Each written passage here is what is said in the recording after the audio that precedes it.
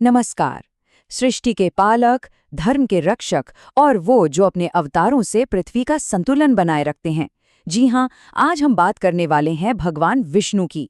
उनकी दिव्य कथा को जानेंगे, एक ऐसी कथा जो जीवन के गहरे सत्य का दर्शन कराती है।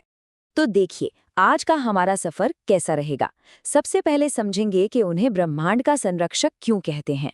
फिर उनके 10 अवतारों की अद्भुत कहानी सुनेंगे। इसके बाद उद्धार की 2 बहुत ही प्रेरणादायक कथाओं पर नजर डालेंगे।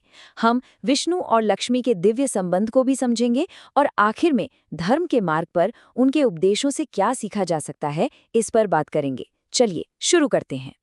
तो चलिए सबसे पहले उनकी सबसे महत्वपूर्ण भूमिका से ही शुरुआत करते हैं, यानी ब्रह्मांड के पालनहार। आखिर इस पूरी ब्रह्मांडीय व्यवस्था में उनका स्थान क्या है, आइए जानते हैं। देखिए, हिंदू धर्म में एक बहुत ही सुंदर कॉन्सेप्ट है त्रिमूर्ति का। मतलब ब्रह्मांड का जो पूरा संतुलन है वो 3 महाशक्तियों पर टिका है। एक तरफ है ब्रह्मा जो सृष्टि करता है, दूसरी तरफ है शिव जो संहारक है, और इन दोनों के बिल्कुल बीच में आते हैं भगवान विष्णु, जिनका काम है संतुलन और व्यवस्था बनाए रखना। मतलब वो इस सृष्टि के पालनहार हैं। अब जरा एक तस्वीर अपने मन में बनाइए। दूध का विशाल सागर, जिसे क्षीर सागर कहते हैं। उसी सागर में विशाल सर्प शेषनाग की शैया पर भगवान विष्णु विश्राम कर रहे हैं, और इसी दिव्य दृश्य में देवी लक्ष्मी उनके चरणों की सेवा में लीन है। ये तस्वीर सिर्फ एक तस्वीर नहीं है, ये संरक्षण और समृद्धि के अटूट रिश्ते की कहानी कहती है। लेकिन ऐसा नहीं है कि विष्णु सिर्फ क्षीर सागर में विश्राम ही करते हैं। नहीं, जब जब पृथ्वी पर धर्म संकट में पड़ता है, जब जब अधर्म बढ़ता है, तो वो हस्तक्षेप करते हैं। और कैसे? अपने 10 अवतारों के माध्यम से। तो सवाल उठता है कि ये अवतार होता क्या है। बहुत ही सरल शब्दों में समझे तो ये ईश्वर का पृथ्वी पर उतरना है, एक तरह से अ डिवाइन डिसेंट। भगवान विष्णु ये रूप तब लेते हैं जब बुराई यानी अधर्म बहुत ज्यादा बढ़ जाता है और अच्छाई यानी धर्म खतरे में पड़ जाता है। उनका मकसद होता है धर्म की रक्षा करना और ब्रह्मांड का संतुलन फिर से बनाना। भगवान विष्णु के जो 10 प्रमुख अवतार हैं, उन्हें दशावतार के नाम से जाना जाता है। और कमाल की बात यह है कि इनमें एक बहुत ही गहरा क्रम छिपा है। कई लोग इसे जीवन के विकास का प्रतीक भी मानते हैं। सोचिए, पहले पानी का जीव, फिर पानी और जमीन दोनों पर रहने वाला। तो ये अवतार हैं मत्स्य, कूर्म, वराह, नरसिंह, वामन, परशुराम, राम, कृष्ण, बुद्ध और आखिर में कल्कि, जिनके बारे में कहा जाता है कि वो भविष्य में आएंगे। और हर अवतार का ना एक बहुत ही खास मकसद था। जैसे राम अवतार लिया तो राक्षस राजा रावण का अंत किया, और जब कृष्ण के रूप में आए तो कुरुक्षेत्र के महायुद्ध में धर्म की स्थापना के लिए पूरा मार्गदर्शन किया। मतलब हर अवतार का अपना एक अलग, एक नया उद्देश्य। चलिए अब 2 ऐसी कहानियों की बात करते हैं जो ये दिखाती हैं कि भगवान विष्णु एक रक्षक के रूप में कितने शक्तिशाली और दयालु हैं। पहली कहानी है समुद्र मंथन की।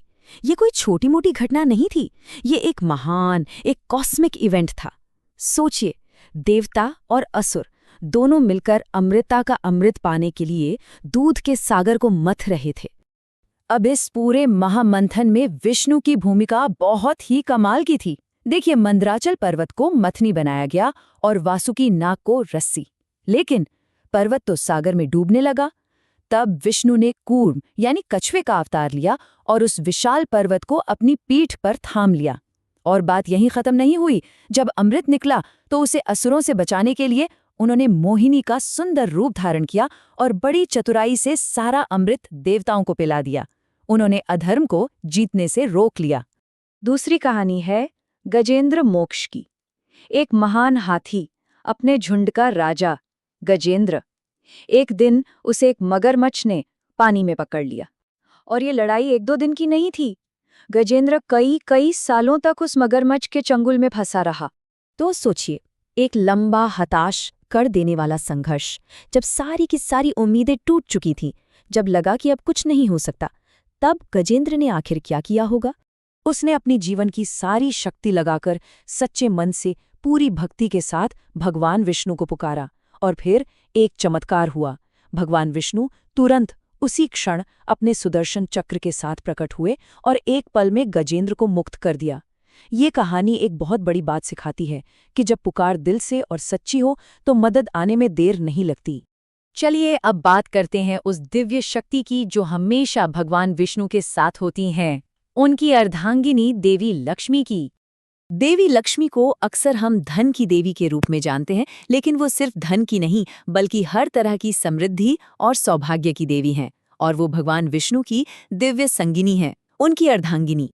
और एक बात हमेशा कही जाती है जो इनके अटूट बंधन को बहुत खूबसूरती से बताती है। जहाँ भगवान विष्णु का वास होता है वहीं लक्ष्मी जी भी निवास करती हैं। इसका एक बहुत गहरा मतलब है। मतलब ये कि जहाँ संरक्षण है, जहाँ व्यवस्था है, वहीं समृद्धि आती है। ये दोनों चीज़ें कभी अलग नहीं हो सकती, हमेशा साथ चलती हैं। तो ठीक है, हमने इतनी सारी कहानियां सुनी, अवतारों के बारे में जाना, लेकिन इन सब का सार क्या है? आखिर में ये सब हमें किस तरफ ले जाता है? ये हमें ले जाता है सबसे जरूरी सीख की ओर, और वो है धर्म का मार्ग। अगर भगवान विष्णु की सारी शिक्षाओं का निचोड़ निकाला जाए तो वो एक ही है। जिंदगी में हालात कितने भी मुश्किल क्यों न हो जाएं, धर्म का रास्ता मतलब सही आचरण और अपने कर्तव्य का रास्ता कभी नहीं छोड़ना चाहिए। उनकी हर एक कहानी, हर एक अवतार इसी एक सच को बार बार बताता है। और जो लोग इस मार्ग पर चलते हैं, जो भक्ति का ये रास्ता अपनाते हैं, उन्हें जीवन में 3 बहुत ही अनमोल फल मिलते हैं। पहला, मन की शांति। दूसरा, समृद्धि। और तीसरा, हर संकट से सुरक्षा का एक गहरा विश्वास। तो आखिर में एक सवाल हमारे सामने आके खड़ा होता है।